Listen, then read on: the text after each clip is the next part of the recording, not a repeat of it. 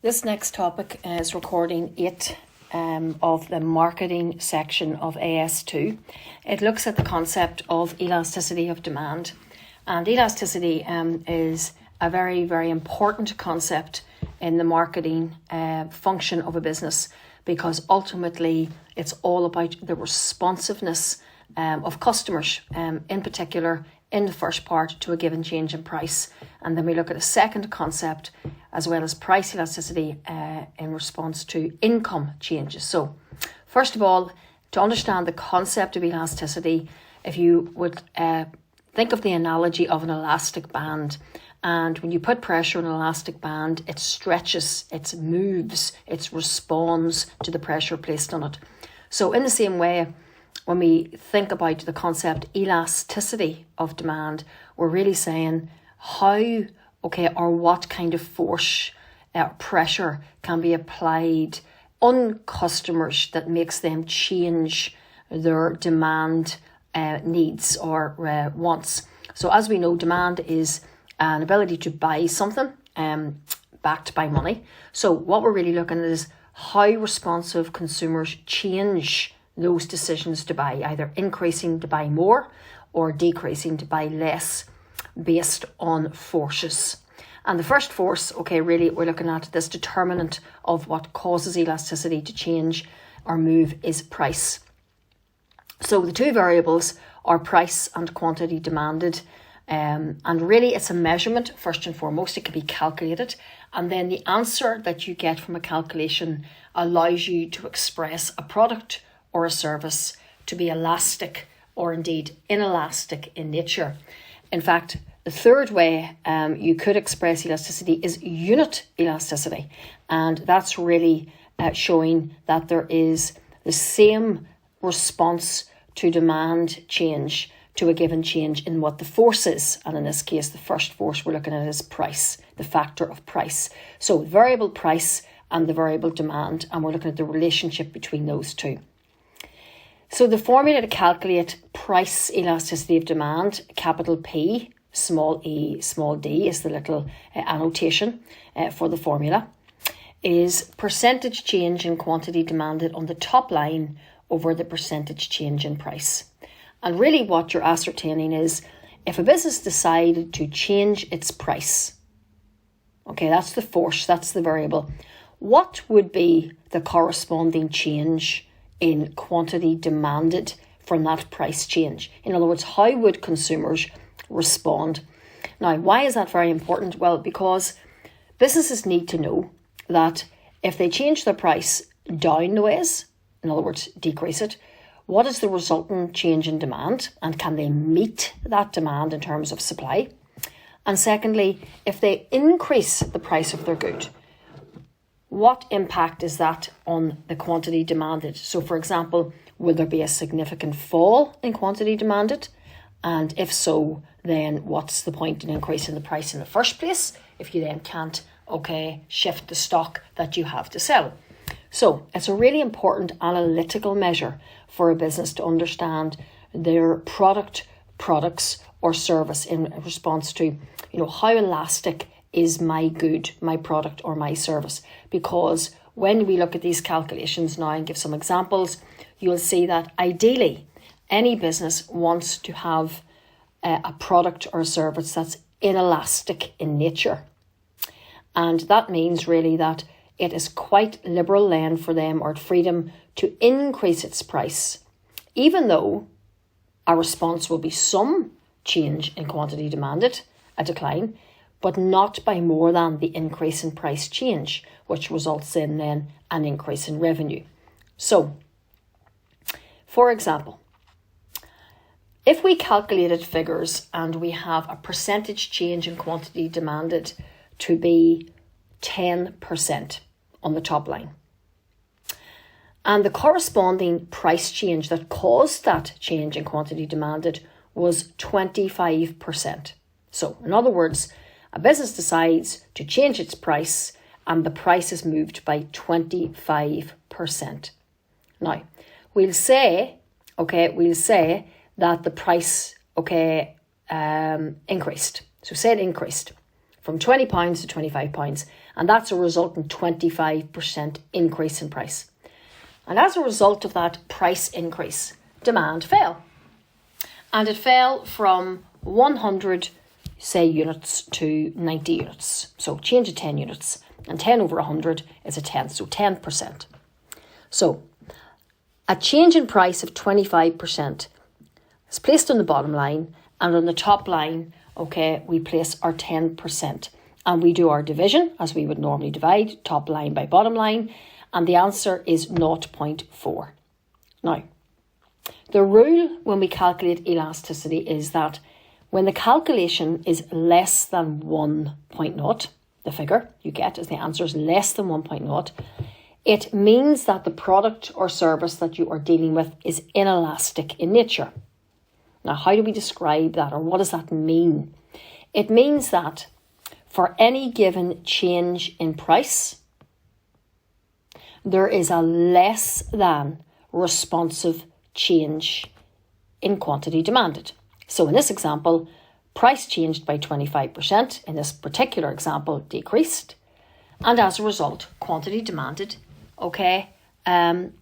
price increased by 25%, and as a result, demand fell. But the demand change wasn't more than responsive than the price increase. It was less than responsive. It moved by 10%. The price actually went up by 25%, which means that some customers decided now it was becoming too expensive to buy, and they're going to switch their buying behaviour, and go elsewhere. But equally, some customers, indeed maybe loyal customers, decide, well, actually, I know the price has gone up by £5, but the satisfaction I get from buying the product or consuming the product or using the product or engaging in the service is worthwhile to me, and I feel it's worth the extra £5, so I'll continue to buy it. So ideally, that's the best situation for a business to be in if they have an inelastic response to any price change, because it means there's less than a response, to a price movement. And ideally, you want your price to be going up, so you potentially earn more revenue. You will lose some units sold when price goes up, but not by an equal amount or more than the price change amount. And therefore, when you multiply, your price by quantity sold of your original situation, and you multiply your new price change by the quantity sold at that price change and get your revenue, you will find that revenue has increased. So just to summarise that, inelastic demand, is calculated as a figure that is less than 1.0. Ideally, a business prefers to have inelastic demand in nature because it allows them the liberty and freedom to increase their price, potentially to earn greater total revenue, because they know the increased price will result in a smaller fall in demand for their product or service, and hence total revenue increases. So it's the impact on the sales revenue and then ultimately the impact on profitability. That is the important understanding of this analogy of elasticity of demand. In contrast to that, elastic demand is whereby the figure, the answer calculated for your product or your service is greater than 1.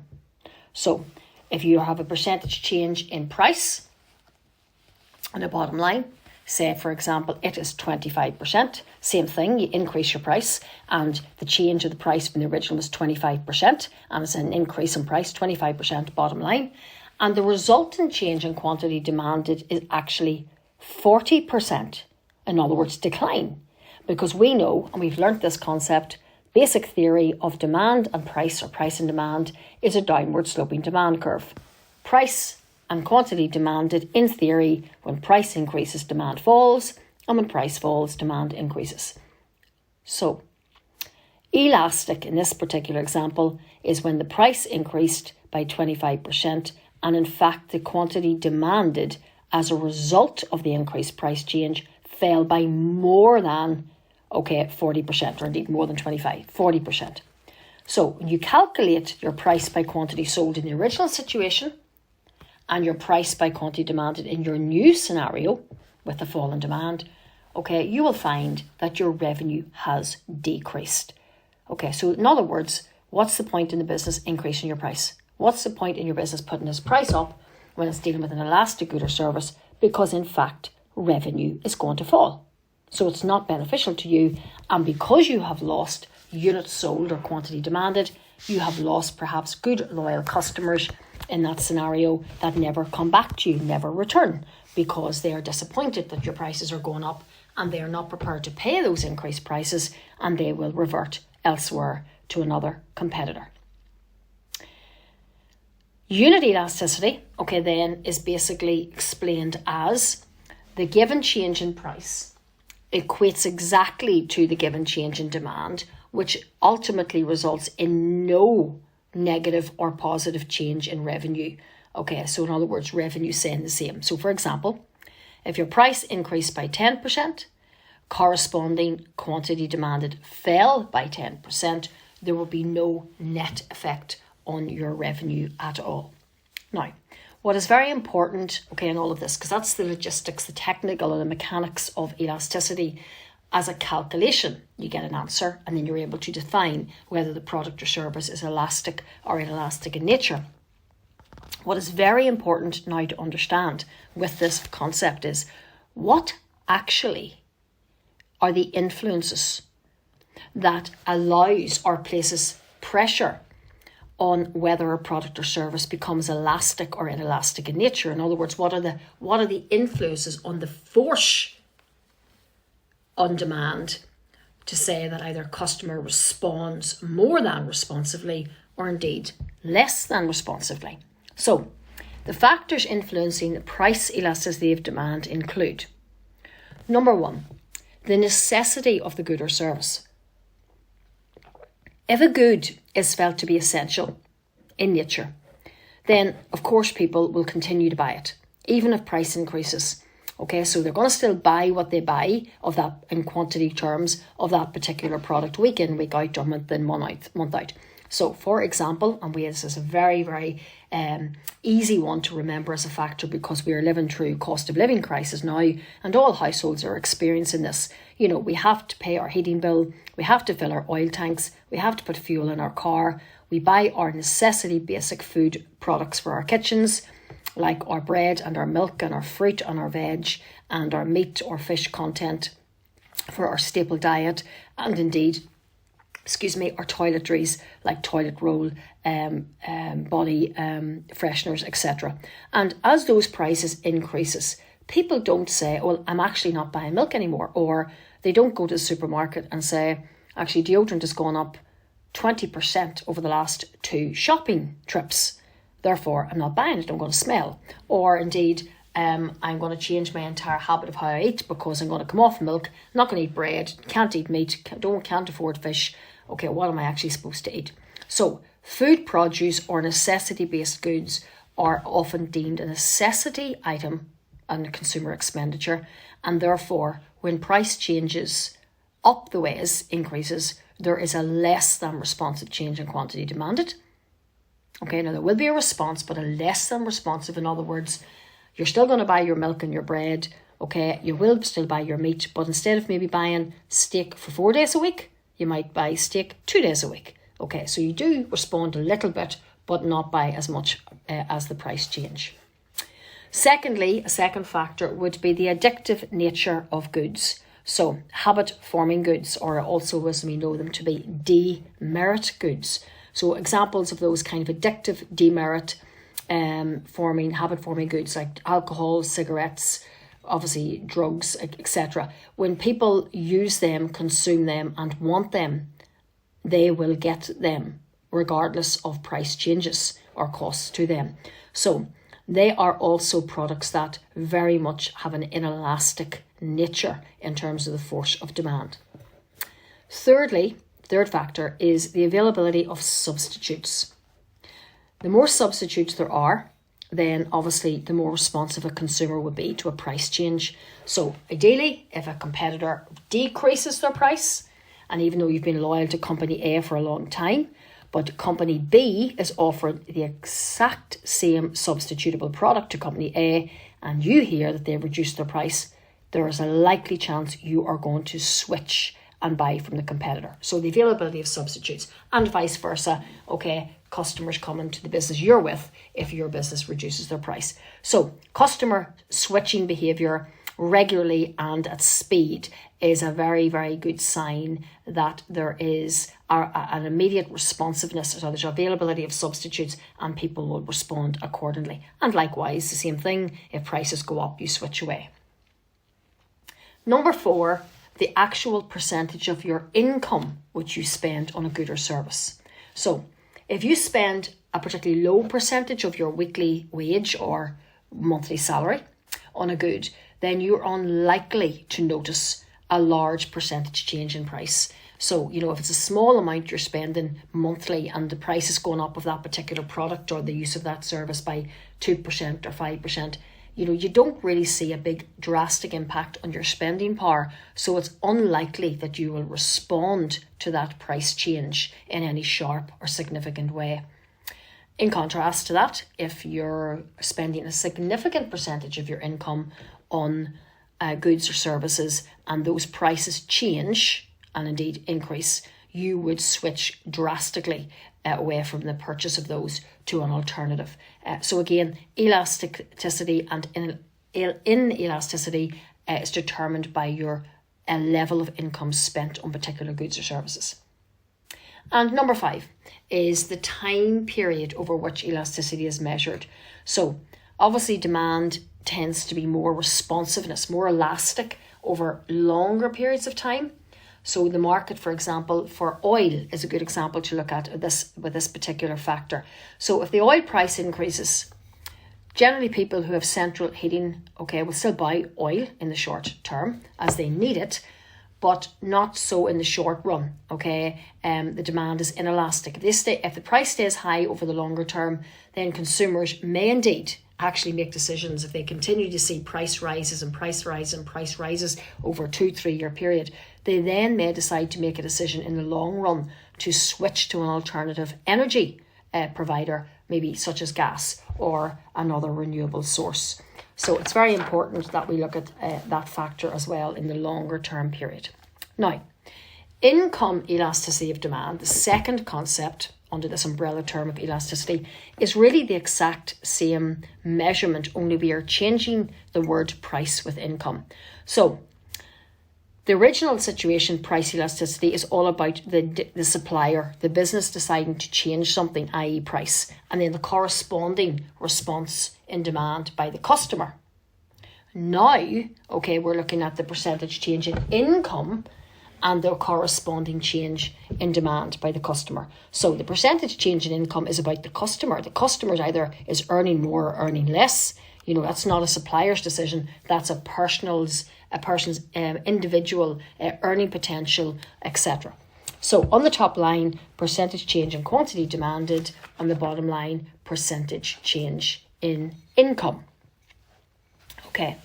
So income elasticity of demand is about the effect, about a measurement of changes in income.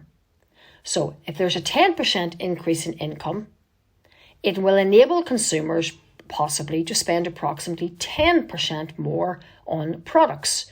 But that change in spending will obviously vary considerably between individual products. So this is all about how, if your income increases or indeed your income decreases, how would your spending power, i.e. creation of demand, change? And the answer to that is a measurement of, actually, it depends on the type of goods. So luxury goods, the income elasticity of demand, will be greater than 1.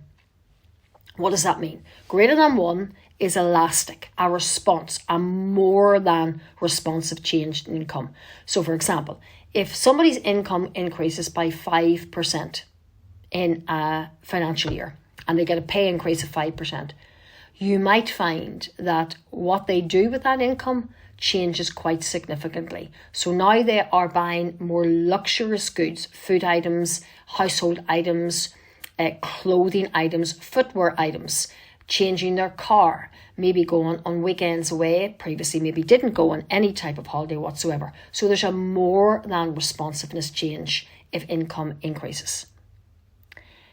In contrast, if your income increased by 5% over a financial year, or you get a pay rise of 5%, would you as a consumer decide to buy more of necessity goods? So, for example, if I was told my pay was going up, for the next financial year by £100 extra a month to take account of the cost of inflation, am I going to go out and buy more pints of milk every week? Or will I buy more loaves of bread? Or will I buy more toilet rolls? Okay, likely not, because you only use so much milk, depending on who are milk drinkers. You're not going to drink an extra 25 cups of tea a day. You're not going to use the bathroom more frequently because you're earning more money. So there is a less than responsive change in quantity demanded to a change in income when you're dealing with necessity goods. Now, inferior goods, they have a negative income elasticity of demand, meaning that demand actually falls as income rises, as people can afford better alternatives. Their products have a negative income elasticity, and these kind of examples, would include things like demand for cigarettes, low-priced own-label foods in supermarkets, even demand for council-owned properties might decline because if people's income has gone up, they want to buy maybe semi-detached houses in private developments or detached houses, or indeed, if it's a significant income rise, they want to buy a building site and build their own house. So, in summary, income elasticity of demand. If the income elasticity of demand is greater than 1, then we identify the good or service to be luxury in nature and identify it as having an income elastic demand. If the IED, i.e. the income elasticity of demand calculation is less than 1, and greater than figure 0, like 0.2, 0.6, 0.72, whatever, between 0 and 1, then the good is a normal good and has income inelastic in nature. And if the income elastic calculation is less than 1, minus, then the good is an inferior good and identifies with having negative income inelastic responsiveness in nature.